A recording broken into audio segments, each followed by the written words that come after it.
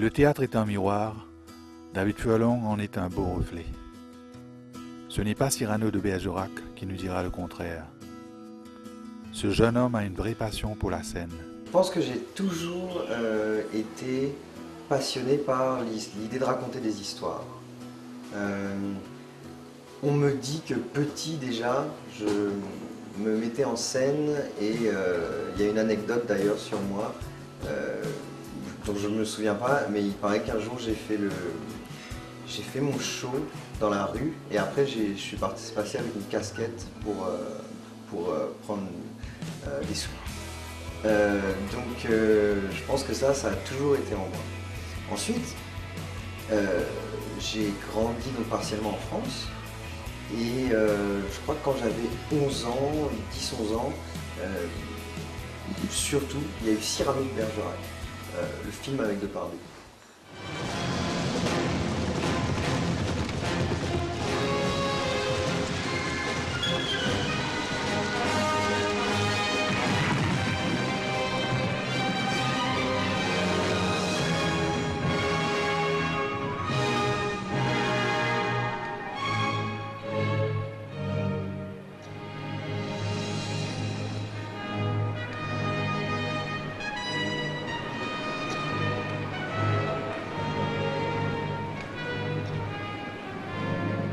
Cyrano n'est pas là, j'ai perdu mon pari.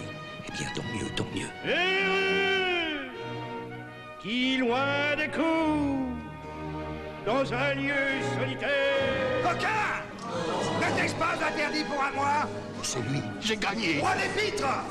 Hors de scène à l'instant! Hors de chair! Ah! Je vais me fâcher! Ils sortent! Mais monsieur... Vous n'avez pas encore fait? Bon, je vais sur la scène en guise de buffet découper cette mortadelle d'Italie.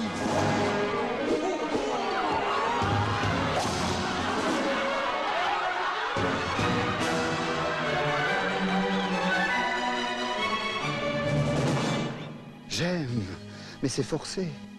La plus belle qui soit. Je m'exalte, j'oublie, et j'aperçois soudain l'ombre de mon profil sur le mur du jardin.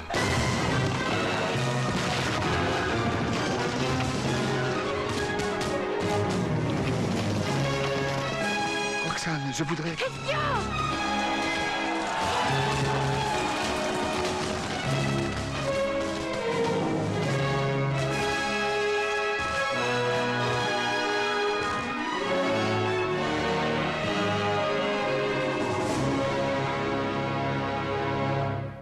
Je ne comprenais pas encore ce que c'était que le classicisme et les vers, mais ça me parlait. Les capes et l'épée, tout ça. Et puis, il y avait aussi la modernité quand même, parce que c'était du cinéma.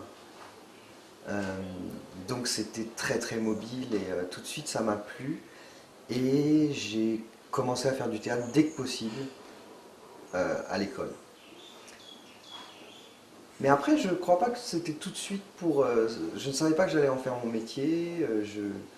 J'ai même pensé faire journaliste.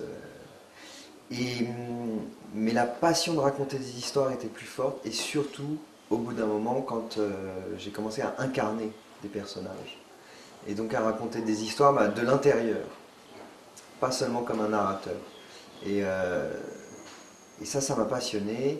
Et plus j'en faisais, plus ça me passionnait. Je dirais même que quand j'ai choisi de faire cette formation d'acteur professionnel à Paris, là aussi, je me suis repassionné pour ce que je faisais déjà. Et c'est une histoire comme ça permanente. En faisant ce métier, je continue à me repassionner tout le temps. Donc je crois finalement, pour répondre à la question, que cette passion, elle me vient vraiment de l'instant présent, de ce que je suis en train de faire. Quand Cyrano vous séduit, vous inspire, est-ce que c'est le texte de Rostand ou c'est le jeu de Depardieu qui est le déclic? Quand on a 10 ans, c'est les deux, c'est une combinaison des deux, c'est un tout. Et je ne sais pas en fait ce qui me séduit. Même encore aujourd'hui, je pense que j'adore le texte de Rostand, j'adore la réalisation de Rapneau et Et j'ai été très marqué par l'interprétation de Depardieu. J'aime qu'on me haïsse. Si tu laissais un peu ton âme mousquetaire, la fortune et la gloire... Et que faudrait-il faire? Chercher un protecteur puissant? Prendre un patron? Et comme un lierre obscur qui circonvient à un tronc et s'en fait un tuteur en lui laissant l'écorce? Grimper par ruse au lieu de s'élever par force? Non, merci. Mais d'ailleurs, ça définit après comment quel type d'acteur je suis devenu. C'est-à-dire que très vite, quand je joue, ce qui m'intéresse, c'est aussi comment on me met en scène, comment, parfois, quand j'étais plus jeune, je me mettais à mettre en scène alors que ce n'était pas ma place. Et aussi, la beauté du texte. Le texte, c'est très important, c'est quand même la base du théâtre. Mais c'est vrai que très vite, quand même, on m'a offert le bouquin de Rostand et je savais dire des vers très vite. Donc voilà. Avec Christophe Botti, David Furlong vient réapprendre son île. Et donc, devenir comédien, c'est l'acteur studio ou c'est la méthode française? Moi, je viens de la formation française. À la base, j'ai une formation très classique. Donc, voilà, je dirais que je connais mes classiques, mes Molière, mes Racine, mes Louis Jouvet. Et c'est un peu ce qui est fondateur pour moi. Ensuite, ce qui est vraiment intéressant, c'est que dans mon parcours, j'ai rencontré d'autres pratiques et d'autres influences. En Angleterre, où je suis parti après mes études à Paris, j'ai découvert le théâtre de Peter Brook, et le Mahabharata, le Kathakali, le théâtre No. Et ça a beaucoup informé et influencé mon travail. Acteur studio, c'est encore un peu plus récent. J'ai fait des petites formations autour de ce que c'était que ce travail qui est héritier de Stanislavski et qui est devenu une méthode américaine très intéressante. Et ça nourrit aussi. Et puis il y a aussi ma formation à Chaillot qui n'est pas autant la formation classique française, qui est aussi... en fait, c'est une formation vitesienne. Antoine Vitesse, c'est un monsieur dans les années 70-80 qui redéfinit le jeu. Et c'est vachement intéressant comme méthode parce qu'elle me forçait à trouver qui j'étais, à me sortir. Les acteurs français quand même anglais, sont mis dans des moules. Toi tu seras un maître, toi tu seras un valet, toi tu seras un serviteur. Et moi, on m'a vraiment appris à ne pas penser comme ça, et à penser alors qui je suis moi. Donc du coup, forcément, ça me ramène à mon identité mauricienne, à mon identité d'homme né dans les années 80, qui grandit en France, qui est très influencé par le rock. Voilà quoi.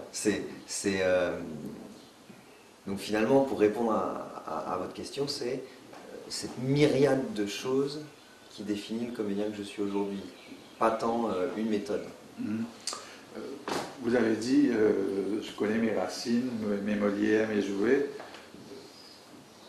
Pas mon Genet, pas mon Beckett. Ah si, bien sûr. Si, bien sûr. Genet, Claudel et les auteurs du XXe siècle sont très importants. Non, je disais, je connais mes classiques, mais après, par la force des choses, j'ai été amené à un peu tout connaître dans le théâtre. Je suis pas, par exemple, j'ai pas énormément de connaissances littéraires. Je connais pas aussi bien Foucault que je l'aimerais. Mais par contre, je suis vraiment... j'ai vraiment une grande connaissance du théâtre. Et en plus, le fait que je sois passé d'un pays à l'autre, ça a été... de 3 pays, en fait. Les Maurice, la France, l'Angleterre, ça a été assez important pour connaître à la fois tout le théâtre français, des classiques à Xavier Duringer aujourd'hui, Christophe Botti qui est l'auteur de Sous la Varangue, qui est un auteur contemporain qui compte, et mais aussi bien des auteurs contemporains britanniques, et même de rester en contact avec mes origines mauriciennes, avec Chazal par mon père, mais aussi Édouard Monique, qui ont été des choses importantes dans mon parcours. Tout ça, c'est constructeur. Faire du théâtre à Londres et à Paris n'est pas donné à tout le monde. Avec David Furlong, l'île Maurice a ainsi la chance de pénétrer le monde culturel étranger. David Furlong doit donc être vu comme un atout artistique. Et justement, on en vient à Sous la Varenne. Est-ce que c'est renoué avec Lille en venant jouer dans cette pièce ou est-ce que c'est une pièce comme une autre? Professionnellement parlant, oui, c'est renoué avec Lille. C'est-à-dire que c'est la première fois que je vais vraiment jouer ici. Et en fait, ça fait longtemps que je travaille à réussir à revenir à l'île Maurice avec un projet qui me plaise. Personnellement, intérieurement, j'ai renoué avec Lille il y a un bon moment déjà, parce que tout simplement c'est le seul endroit que j'appelle chez moi. En France et en Angleterre, je me sens comme un artiste qui fait partie de cette vie artistique. À Maurice, je me sens comme un Mauricien et qui en plus fait son métier. Donc c'est très important pour moi. En plus, c'est très important parce que la pièce Sous la Varangue, elle adresse des problématiques. En fait, elle aurait pu être écrite par un Mauricien. Mais en même temps, je crois qu'un Mauricien n'aurait pas osé écrire ce qui est dedans. Sur les origines, sur les non-dits de la société mauricienne, dans les familles. Et donc en ça, c'est un peu plus que renouer. C'est aussi porter la voix. Oui, pardon ? Questionner ? Oui, questionner et porter la voix d'un auteur qui certes est français, mais qui nous a bien cernés et qui a des questions à apporter, des interrogations de l'ordre de il faut chérir notre culture et il faut en assumer tous les pans. Et après avoir autant joué tant d'auteurs, est-ce que David pense à s'investir dans l'écriture d'une pièce qui parlerait de son île ou de ses pérégrinations à travers le monde? Alors j'écris déjà, et c'est vrai que pour l'instant, donc j'ai écrit 4 pièces, aucune n'adresse mon identité de Mauricien. Par contre, elles adressent toute l'idée de personnes qui sont des déplacés, qui n'ont pas d'attache dans un monde occidental. Donc finalement, je crois que je parle déjà de moi. Mais pour revenir vraiment à l'identité mauricienne, Sous la Varangue commence à me mettre la puce à l'oreille et j'ai envie de m'y atteler. Mais à la fois, je suis un lent. Donc je laisse ça infuser. Paresseux ou... Non, pas paresseux, non, très actif et très à l'écoute. Mais un lent dans le sens où j'ai besoin que les choses infusent.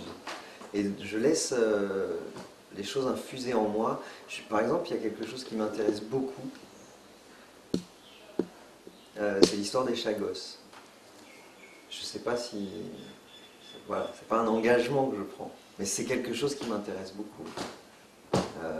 D'autant plus qu'il y a un auteur anglais qui s'appelle Adrian Jackson qui a écrit en partie là-dessus une pièce qui s'appelle A Few Man Fridays qui a été travaillée ici avec la troupe d'Henri Favori et ensuite il est rentré, il a écrit une pièce en Angleterre et la pièce est superbe, elle m'a beaucoup aidé et en même temps à comprendre certaines choses, je veux dire.